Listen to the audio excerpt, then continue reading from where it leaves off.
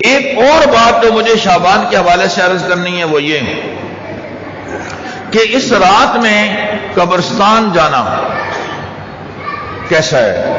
یاد رکھیں امام الانبیاء صلی اللہ علیہ وسلم ایک دفعہ پوری زندگی میں جنت البقیع جو مدینہ منورہ کا قبرستان تھا آپ تشریف لے گئے. لہذا اگر کوئی آدمی آپ صلی اللہ علیہ وسلم کی اس اتباع میں ایک دفعہ چلا جاتا ہے تو انشاءاللہ اجر ملے گا.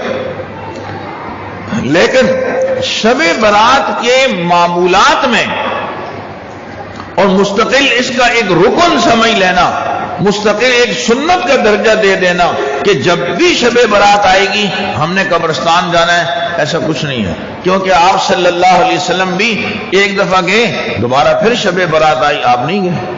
صحابہ کرام کے معمولات میں بھی یہی بات تھی. اس لیے اس کو لازمی حصہ سمجھنا. بعض جگہ مساجد میں اعلان ہو رہا ہوتا ہے کہ جمع ہو جاؤ، ابھی بس بھر کے قبرستان جائے گی. میں نے عرض کیا کہ ایک آدھ دفعہ جانے میں تو کوئی مذائقہ نہیں اس اتباع کے جذبے سے، مگر ہر آنے والے جب شعبان میں اور شب برات میں اس کا اہتمام کرنا، اس کا سنت سے کوئی تعلق نہیں ہے. اور دین اتباع نبوی کا نام ہے، دین شوق پورا کرنے کا نام نہیں. ایسی ایک بڑی اہم بات چراغاں کرنا.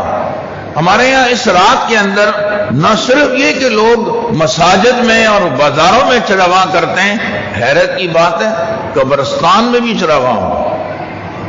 اور قبرستان میں قوال بیٹھے ہوئے قوالیاں بھی کہہ رہے ہوتے ہیں اور مجمع لگا ہوا ہوتا ہے. قبرستان کو جانے کا حکم ہے تاکہ عبرت حاصل ہو. اس کو وہ اتنا سجا کر اور خوبصورت بنا کر چھوڑ دیتے ہیں کہ بندے کا وہاں سے نکلنے کو دل ہی نہیں کرتا.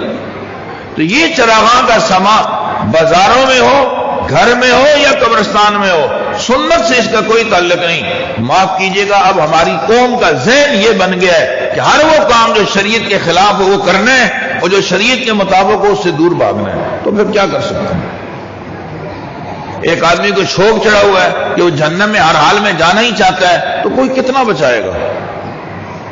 بہت غلط روش پر چل پڑے. یہ دین کوئی کسی مولوی کا ذاتی نہیں ہے، یہ امام الانبیاء صلی اللہ علیہ وسلم کی ارشادات کا مجموعہ ہے، آپ کی بیان کردہ ہدایات کا مجموعہ ہے. تو جو آدمی جن چیزوں کو بیان کر رہا ہے کہ یہ ناجائز ہے تو وہ جیب سے نہیں بیان کرے گا. آپ پوری رات قبرستان میں گزاریں، مولوی کا کیا جاتا ہے؟ آپ پوری رات بازار میں چراغاں کرتے رہیں، ہمارا کیا نقصان ہے؟ لیکن شریعت کے مطابق کچھ کرو گے تو کچھ ملے گا. شریعت سے ہٹ کے جو کچھ کرو گے تو اپنے وقت کا ضیاع، مال کا ضیاع. سو اس چراغاں کے اندر آپ کا پیسہ برباد، فائدہ کچھ بھی نہیں. گھر میں کر لو، بازار میں کر لو یا مسجدوں میں کر لو، سو چراغاں نہیں کرنا. ہمارے یہاں دیہاتوں میں اس رات میں آتش بازی کی جاتی ہے، اس کا نعم البدل شہروں میں چراغاں شروع ہو گیا ہے. آتش بازی بھی ناجائز اور حرام ہے. ہندوؤں کی رسم کو اس موقع پر جو ہے وہ اس کی یاد تازہ کی جاتی ہے. شریعت میں اس کا قطعاً کوئی اصل موجود نہیں. سو آتش بازی سے بچنا ہے، چراغاں سے بچنا ہے. شہروں میں اس کے لیے ایک اور دھند نکلا ہوا ہے، آتش بازی. ہمارے یہاں تو آتش بازی باقاعدہ لکڑیاں جمع کر کے آگے آگ لگاتے ہیں اور یوں گھماتے ہیں. لوگ جو ہے وہ جگہ جگہ کھڑے ہو کر یہ ایک ترتیب کھولی ہوئی ہے، شروع کر رکھی ہے آتش بازی کی. شہروں میں پٹاخے بجاتے ہیں. پٹاخوں کا رکھنا جرم ہے، بیچنا مستقل جرم ہے، ان پیسوں کا استعمال کرنا بھی مستقل جرم ہے. کتنی جانیں ضائع ہو گئیں، کتنے معصوم بچوں کی آنکھیں ضائع ہو گئیں، زخمی ہو گئے. مگر حیرت ہے کہ پھر بھی دکاندار 4 پیسے کی لالچ میں لا کر اپنی دکانوں پر رکھتے ہیں.